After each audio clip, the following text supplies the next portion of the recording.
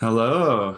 Hey, Hi. I want to say hi, of course. Amy, hi, how are you? hi, good. How are you? Nice to see you again. And Nat and Brittany, how are you doing? That's so good to see Good. How you. are you? Yes. Just wanted to say first and foremost, on a show like this, which I really, really enjoyed, there seems to be, Nat and Brittany, I know you come from strong musical backgrounds. There seems to be a real rhythm going on with this show. It seems like it has its own sense of the way that the characters act, move. So I'm wondering, how much does the music or maybe a character playlist or a song inspire you in a show like this? It's such an incredible question. Yeah, I feel like with this kind of writing, there is a rhythm to it, and you can't ignore it. And that's I think great writing has its own rhythm. Like like when you watch Succession, and there's a certain rhythm to the dialogue that it and in great writing, that rhythm elevates the actors. And for me, music is a huge way in emotionally and spiritually and finding it. So there was a lot of that was huge for me, and I felt like I did find songs that had a similar kind of rhythm to the tone of the show. Mm.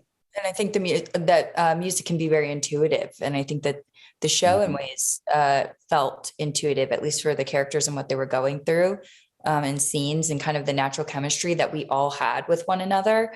So I think that maybe helped create a rhythm as well. Mm-hmm. I'm trying to find my Craig playlist on my phone. All right.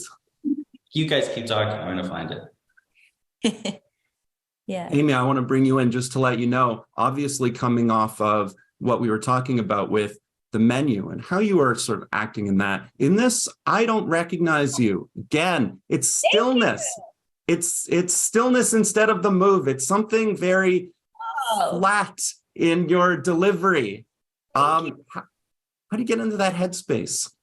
That first of all, that's the best compliment anyone can give an actor, in my opinion, is when people don't recognize you in a role. But I think that with Patty, it was the way in was just, she's someone who is she's very secure in who she is. She's got a plan and she knows everything that's going to happen in her life almost to a T. And then obviously that is derailed by various things. Mostly it's just seeing the truth of her life. And when she sees Craig for who he really is, and she's herself for who she really is, I think that then that sort of illusion comes crashing down and she behaves in ways that she never thought she would. But so as far as that, like, character, I think there's an inherent like rigidity to her that was important for me to put forward, so that at the end, when she sort of left having to start over, maybe a little softness creeps in.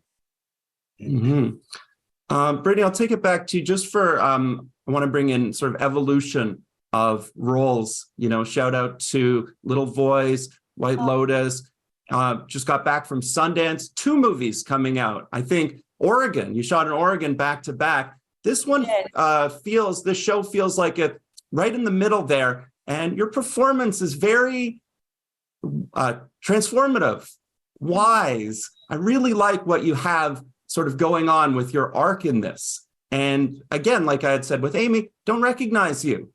There's a different sort of element that comes out. So, how do you ground the character?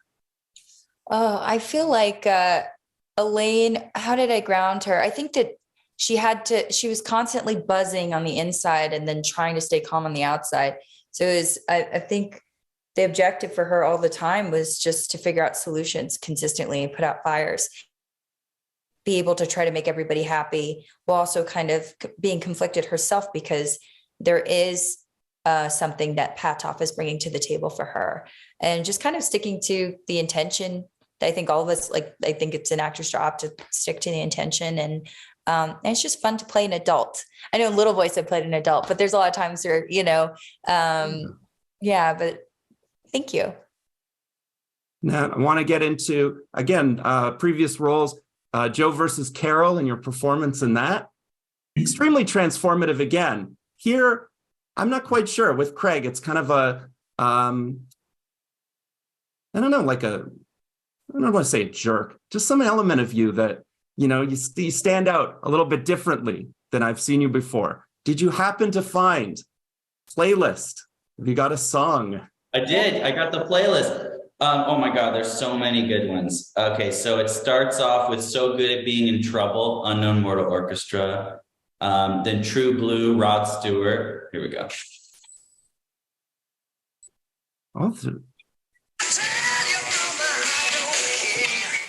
This was a big one.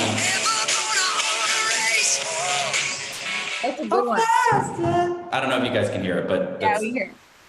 True Blue, Rod Stewart. That's what I'm going to be listening to the rest of the day. And Amy too. Shout out to your upcoming role as a paramedic, the lead in the buddy comedy. Really happy to see that as well. I'm excited to do it. So overall, just for all of you, I'm really excited for what the reactions will be to the show. It's so interesting. You're really creating a world here. You know, I see that you all have sort of you follow the cinematographer of the show. So the lighting, it's really world building. And congrats to all of you on fantastic performances and a really fascinating series. I can't wait for the world to experience it. Thanks, Charles. It's always so great talking to you. Charles, this is a beautiful interview. Thank you.